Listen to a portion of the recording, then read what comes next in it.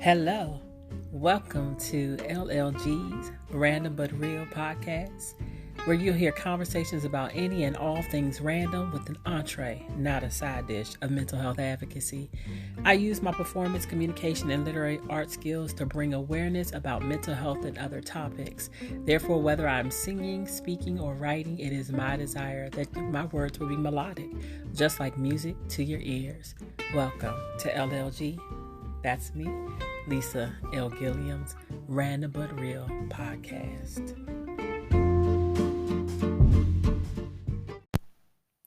Hello, everybody, and welcome to this edition of LLG Random But Real with One Singing Lady Gilliam, or Lisa One Singing Lady Gilliam. The best laid plans of mice and men, right? I had a friend who was going to come on here and they had an emergency and wasn't able to. And so you always have to be ready. And I know my listeners are out there ready to hear some fabulous information. So this show is called Random But Real. I don't know what we're talking about today, but that's part of the lovely aspects of this. And so first, I want to put out there anybody that wants to be on this show, you have something going on, you have a topic, especially if it's related to mental health or something with mental health and like job or workplace or mental health and, money or something that we are still allowing and giving information to the people about mental health, then I definitely want you to be on here. It could be something that you're doing for well being or wellness, whatever that is. I want you to be a part of this podcast. So let's just talk about since we had an emergency, like how do you all handle situations? Like I'm a planner. I don't know about you all, but I definitely am a planner. And when things don't go the way I would like them to go, I think the part of me that deals with the anxiety, etc. For those who don't know, have a diagnosis, and anxiety is one of them, and well, actually a part of PTSD. And so I need to have a plan. And when I have the plan, I personally need things to work out the way that I envision them, or I might not be very, very happy. Now, over the years, I have learned definitely to be a little bit more flexible than I used to be, although some of my friends and family may not think so, but I know where I came from. And so, caveat number one, no matter what other people think about you or say, to you about your own personal growth, you're the best judge of that. You know where you come from. You know what you've done differently and what you're trying to change in your life. So don't let anybody rain on your parade, so to speak. And so I try my best to have a plan. I literally write everything down. Unfortunately, due to trauma after my mom's death, I have to write most of the things down, or honestly, I won't remember.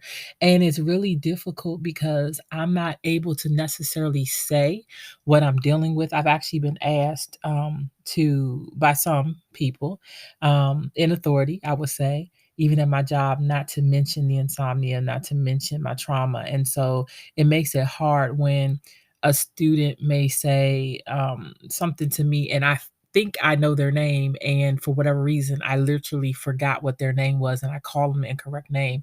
I always own up to my mistakes and apologize. But I realize that that's related to the trauma, not me just forgetting their name.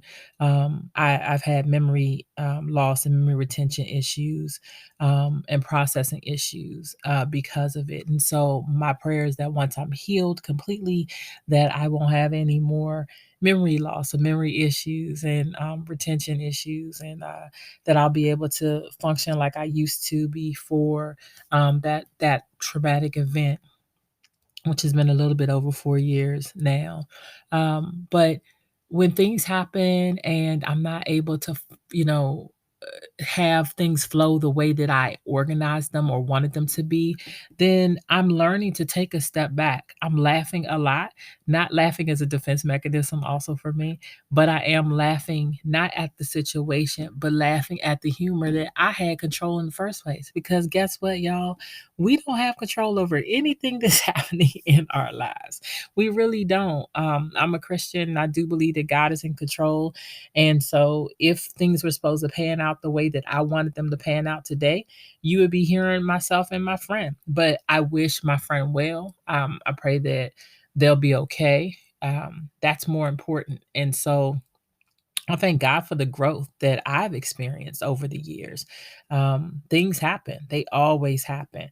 But I will say this, when things happen and people have to change their plans, one thing that still will very much upset me is when they don't take the time just to call or even text and say, hey, something happened.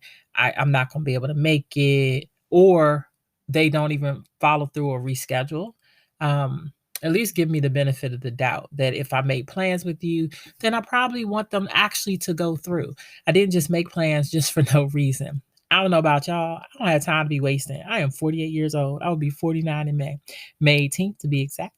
Um, but I don't wanna be hanging out with people and spending time with people that I don't enjoy spending time with, and so, one of the things I'm carrying in 2022 or that I've carried in 2022 is just a sense of really knowing what Lisa, one singing lady Gilliam wants, and sometimes that means changing up the game, doing things differently, and other times that means actually doing things the same, you know? So, I think it just depends on where you are in your walk, in your life. I would love to know your questions, or your statements about this topic. You're able to actually ask me questions on Anchor or Spotify directly, but you can also hit me up on social media, the number one singing lady, and that's on Facebook as well as Instagram. And you're welcome to share information about this, like your thoughts on how you handle um, change in the last minute or crisis, or just when your plans falter. Some people are good and they just are super flexible and it doesn't matter to them. But I will tell you this, for people who don't know, when you've experienced trauma, at least for me, I need to have a sense of control about the situation because I'm not able to change what actually did happen. And so when I have an input, or when I'm able to map out an alternate goal, it makes me feel a little bit better and I have a lot more control over that next step, the control to the extent that I can, right? Because like I said, I can't change what happened to my friend. I could just pray that everything will be okay. But at the same time, I realized that have a set goal and that this podcast is supposed to go up on a certain time. So I can't not do it just because something happened to my friend. I think a lot of times we change everything when something happens. And I'm the type of person that even if it is something that's negative or life shattering, I still try to dot every I and cross every T. And I realize everybody is not like that. That is definitely not the case for everyone, but that is what I try to do. Because it's important to me to continue regardless of, what else might be happening, whatever things might be going on. I definitely want to be a woman of my word. And so that requires me to actually continue to go through the process of whatever it was that was planned. So today I was just sitting here for a minute and I had a thought. I was just waking up and this is what came to mind. If you're on my social media pages, you've seen it. Our capacity to help someone heal when they have experienced a traumatic event is not one dimensional, even if you are experiencing some hard times yourself. Instead of only focusing on your own issues, try to help someone else. Not only can it lighten their load or ease their heavy burden, it may lighten your burden and make you feel better about your situation too. And that's just the LLG random but real quote. And basically, what I was thinking about is a lot of people get into situations, death of a family, or something happens to their child, and they literally forget about all the other duties and tasks that they have. Yes, I do think that we need to be sensitive and empathetic to that situation, but your duties, your tasks, your jobs, your whatever, don't stop. And I've noticed that some people will actually they'll make sure that their job stuff is straight, but when it comes to their family, their friends, they don't remember to even reach out or try to even say anything. Um, I have a family member who I love very dearly, who said, "Hey, if you need anything, call me." And when I called, they weren't available to talk. I'm not mad about that. Life happens, stuff happens. And I hope that they're listening to this podcast. This is nothing negative against them, but just speaking about, how I feel about it. However, what bothered me, was not their unavailability, it was the fact that they have not yet, I believe now 2 years later, ever picked up the phone to call to see what it was that I really wanted to talk about. And so please don't tell me that you're there for me and then not be there for me. I'm not flexible about that. So, I just want people to be men and women of their word. We all make mistakes. Lord knows I have plenty of them that I've made. And some of them aren't even mistakes. Some things I've just done that were just simply wrong because I'm human. But my prayers that every day with brand new mercies I see, according to my word, the Bible, and Lamentations, that I can get up and have a new start. Something new can happen that day. Something can raise my awareness. And so I have learned that even when I'm going through my own struggles, like the holidays haven't been really good for me for a while, um, finding people that you love. If you've been following me, you know that I talk about this a lot because I want people to know they're not alone. But finding someone that you love deceased can be life changing and life shattering.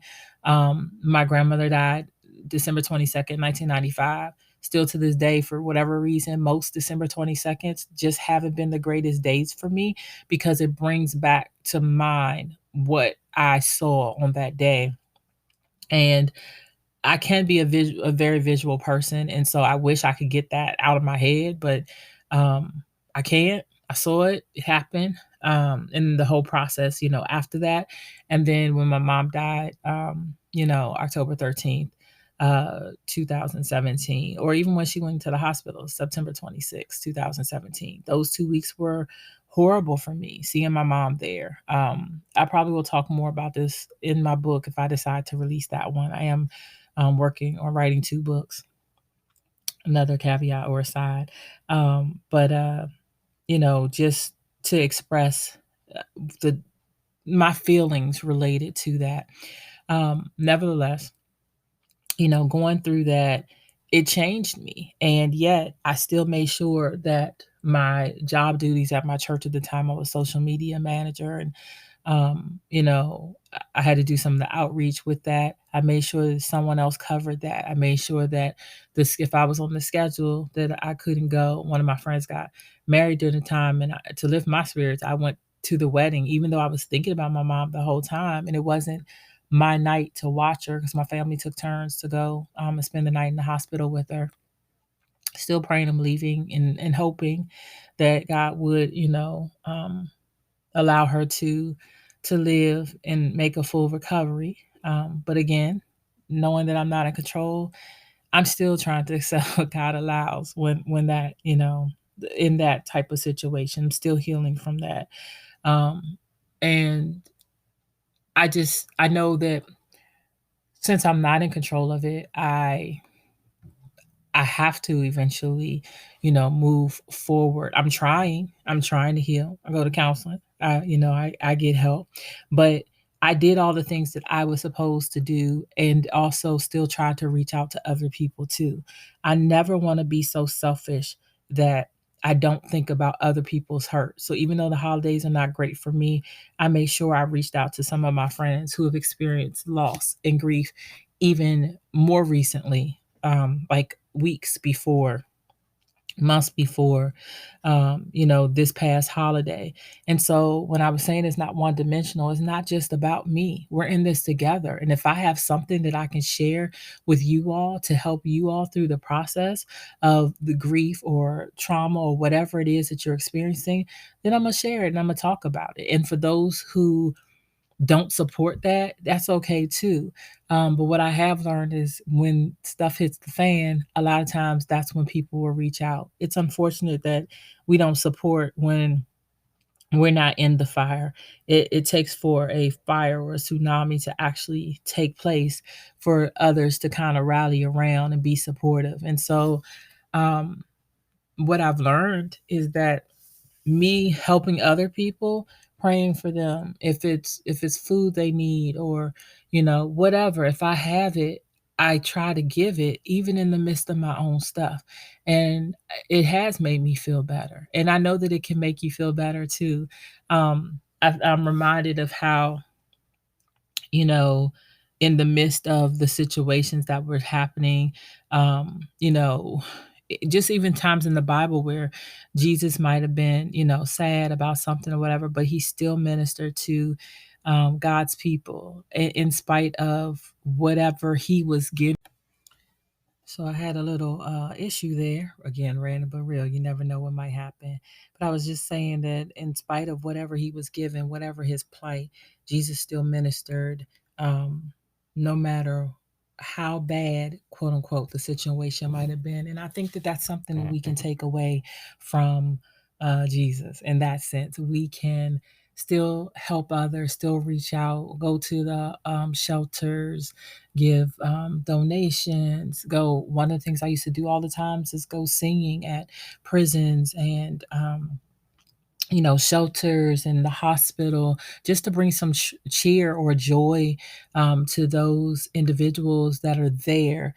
Whether you're physically bound or maybe have some um, bondage issues, mentally, emotionally, financially, or you feel like you do. There's always, I really believe, freedom in Christ. And so, I can't talk about my life without mentioning him, because even though I have a long way to go, he is the reason clearly why I can laugh in the midst of adversity. Now, don't get it twisted. I cry too. I'm a crier. Any other criers out there? But I do know that things are getting better, and I have to trust and believe that that's exactly what's happening. So, when uh, plans change and emergencies arise and you're not able to follow the actual plan that you have, it's okay to start again and make another plan. We're in a new year, we have a new start. So just remember that whoever is in your life, the life of your movie, your production. Remember, those seats up front are very costly. And so, not everybody deserves to be in the front seat. Not everybody has what it takes to be in the front seat of your life. And then, more so a theater than a movie. But um, this is your life and you get to direct it the way that you want to, but ultimately it's with God's guidance.